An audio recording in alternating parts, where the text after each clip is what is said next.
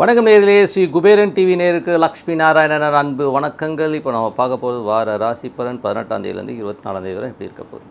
மீன ராசி, உங்களது ராசி அதிபதி 11ல் இருக்கார். பெரிய வெற்றிகள், பெரிய அளவில் சம்பாதிக்கிறதுக்கான வாய்ப்பெல்லாம் ரொம்ப சிறப்பாக இருக்கும். ரொம்ப ஜாலியாகவும் சந்தோஷமாகவும் இருப்பீங்க. 2ஆம் அதிபதியான செவ்வாய் வந்து உங்களுக்கு 7ல் இருக்கிறது. அதுவும் புதன் வந்து மூல திரிகோணத்தில் இருக்கிறனால நல்ல பார்ட்னர்ஷிப் சம்பந்தமான விஷயங்கள், மனைவியாலும் நல்ல லாபங்கள் கிடைப்பதற்கான வாய்ப்பெல்லாம் ரொம்ப சிறப்பாக இருக்குது. ஸோ 3ல் ராகுவில் வந்து கம்யூனிகேஷன் சார்ந்த விஷயங்கள், ஆன்லைன் வியாபாரம் எல்லாமே சிறப்பாக இருக்குது. அதுவும் பார்த்திங்கன்னா நல்ல ரொட்டேஷன் இருக்கும். ஸோ 3, 6, 9 நல்ல ரொட்டேஷன், நல்ல வருமானங்கள் வருவதற்கான வாய்ப்புகள்லாம் இருக்குது. ஸோ தொழிலாளர்களுக்கு வந்து பார்த்திங்கன்னா நிறைய மாற்றங்களுக்கும், வேலையில் நிறைய மாற்றங்கள், அதனால் நல்ல லாபங்கள் கிடைப்பதற்கான வாய்ப்பும் ரொம்ப சிறப்பாக இருக்குது. 4ஆம் அதிபதி 7ல் வந்து நல்ல சிறப்பாக இருக்கிறனால தாயாரினால் நன்மைகள், மனைவியாலும் நன்மைகள், சூப்பர் ஜாலியாக இருப்பீங்க.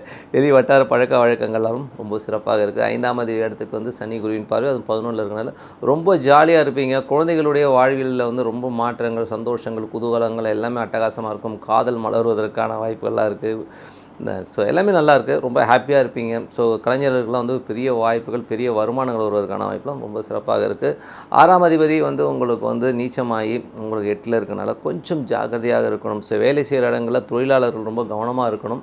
ஏன்னா வந்து சில நேரங்களில் வந்து நம்மளை எதாவது மாட்டி விட்ருவாங்க. கொஞ்சம் ஏடா ஓடமாக நடப்பதற்கான வாய்ப்புலாம் இருக்கலாம். கொஞ்சம் கவனமாக, ஏன்னா தகுதி குறைவுனா என்னென்னா நம்மளை அவமானப்படுத்துவாங்க. ஸோ அதனால் அந்த அவமானங்களை கொஞ்சம் பார்த்து நடந்துக்கிறது நல்லது. ஸோ கொஞ்சம் ஜாக்கிரதை. வேலையில் இருக்கவங்க கடன் வாங்கி கொஞ்சம் இந்த லேவாதேவி கணக்குகள் இந்த மாதிரி விஷயங்களும் கொஞ்சம் கவனமாக இருந்துக்குங்க. கரெக்டாக பேசிடுங்க, அவ்வளோதான். ஓகேங்களா? உங்களுக்கு பேசுறதுக்கு ஒரு மாதிரி இருந்தாலும் 4 பேரை கூப்பிட்டு போய்ட்டு உட்காந்து பேசுகிறது நல்லது. மற்றபடி வந்து கணவன் மனைவி உறவு எல்லாமே நல்லாயிருக்கும். வெளி வட்டார பழக்க வழக்கங்கள் எல்லாமே சூப்பருங்க. ஸோ 8ஆம் அதிபதி சுக்கிரன் வந்து உங்களுக்கு வந்து பார்த்திங்கன்னா அதுவும் 8ல் வந்து சூரியன் நீச்சமாகுது. ஸோ அது ஒரு சின்ன டென்ஷன் தான். தாய்மாமன் வகையிலலாம் வந்து கொஞ்சம் கவனமாக இருந்துங்க. அங்கெல்லாம் வந்து சின்ன சின்ன அவமானங்கள் படுத்தி விட்ருவாங்க. ஸோ அதெல்லாம் கொஞ்சம் கவனமாக இருந்துக்குங்க.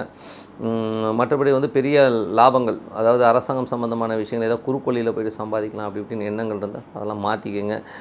மெயினாக வந்து முதலாளிகள், ஸோ கவர்மெண்ட்டு சம்மந்தமான விஷயங்கள்லாம் ரொம்ப ஜாக்கிரதையாக இருக்கணும். ஸோ அங்கெல்லாம் வந்து சின்ன சின்ன தகுதி குறைவுகள், அவமானங்கள் ஏற்படுறதுக்கான வாய்ப்பு நிறைய இருக்குது. மற்றபடி வந்து பார்த்தோம்னா, ஏன்னா இந்த 8ங்கும் போதே நம்ம பெரிய அளவு ஆசைப்படுவோம், இல்லை அவமானப்படுவோம். ஸோ இது ஏதாச்சும் ஒன்று நடக்கும். ஸோ கொஞ்சம் ஜாகிரதையாக இருந்துக்கணுங்கிறது தான் உண்மையான விஷயம். 9ல் வந்து சுக்கிரன் கேது இருக்கிறனால தந்தை சார்ந்த விஷயம் கவனமாக இருக்கணும். கொஞ்சம் ஒரு சின்ன சின்ன டென்ஷன்ஸ் வரும். ஸோ அப்பாவுடைய விஷயங்கள் சரி, கூட வேலை செய்கிறவங்கள்ட்டெல்லாம் வந்து கொஞ்சம் கவனமாக இருந்துக்கிறது ரொம்ப நல்லது. ஸோ தந்தையின் உடல்நலம் சார்ந்த விஷயங்கள் ரொம்ப கவனமாக இருக்கணும். தொழில் சார்ந்த விஷயங்கள், பெருத்த லாபங்கள், இதுவரை இருந்த இடர்பாடுகள் நீங்கள் பெரிய லாபங்கள், பெரிய வெற்றிகள் உங்களுக்காக காத்திருக்கு. 11ல் வந்து சனி குரு வந்து வக்ர நிவர்த்தியாக எல்லாமே சிறப்பாக இருக்கனால பெரிய லாபத்தோடு எவ்வளோக்குள்ள ஏர்ன் பண்ண முடியுமோ இப்போ ஏர்ன் பண்ணுறதுக்கான நல்ல நேரம். ஸோ கண்டிப்பாக ஏர்ன் பண்ணி ஒரு பெரிய லெவலில் நீங்கள் செட்டில் ஆகணுங்க. 18ஆம் தேதி அன்றைக்கி பிரதோஷம், தோஷங்களை விளக்குவது பிரதோஷம். அன்றைக்கி வந்து இந்த 4:30லேருந்து 6 மணி வரை அந்த பிரதோஷ காலங்களில் போய் வழிபாடு பண்ணுறது ரொம்ப சிறப்பு. அப்படி வந்து என்னால் போக முடியாதுங்க, 4:30 வந்து போகணும்னா காலையிலே போய்ட்டு ஒரு தேனோ விபூதியோ வாங்கி கொடுத்தீங்கன்னா அந்த உங்கள் தோஷங்கள் நீங்கி உங்கள் வாழ்க்கை அடுத்த லெவலுக்கு போகுங்க.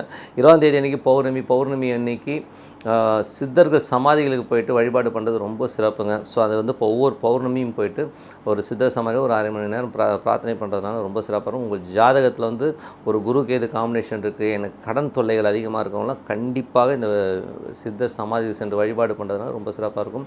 வெளிநாட்டில் இருக்கவங்க வந்து நீ ஒரு சித்தரை நினச்சி ஒரு 5 நிமிஷம் நல்லா ப்ரே பண்ணுங்கள். ஒரு 15 நிமிஷம் 20 நிமிஷம் உட்காந்து மெடிடேஷன் பண்ணுங்கள். சிறப்பான பலங்கள்லாம் கிடைக்கும்னு சொல்லிட்டு உங்களிடமிருந்து விடைபெறுவது உங்கள் லக்ஷ்மி நாராயணன். நன்றி, வணக்கம். ஸ்ரீ குபேரன் டிவியை பார்த்தமைக்கு நன்றிகள். மேலும் இது போன்ற தகவல்களை தெரிந்து கொள்ள ஸ்ரீ குபேரன் டிவியை சப்ஸ்கிரைப் செய்யுங்கள். மறக்காமல் பெல் ஐக்கானை கிளிக் செய்யுங்கள்.